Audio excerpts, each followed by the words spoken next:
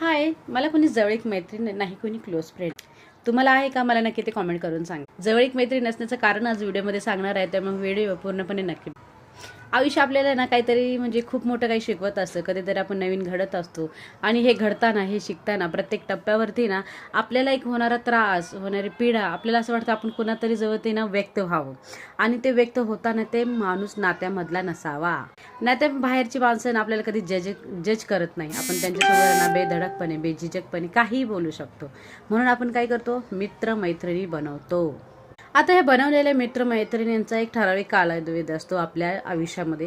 कुणी 1 वर्षभर राहतं तर कुणी 10 वर्षभर राहतो. आणि सर्वात मोठं, सर्वात इम्पॉर्टंट, कोणी इमानदार असते तर कोणी बेईमानदार असते. आणि हे मला खूपच आधी कळलेलं आहे. मला हे खूप आधी कळलेलं आहे की दोस्ती इम्तिहान लेती है. त्यामुळे मी मैत्रीण करत नाही. कसं वाटलं तुम्हाला व्हिडिओ ते कॉमेंटमध्ये नक्की सांगा. तोपर्यंत बाय.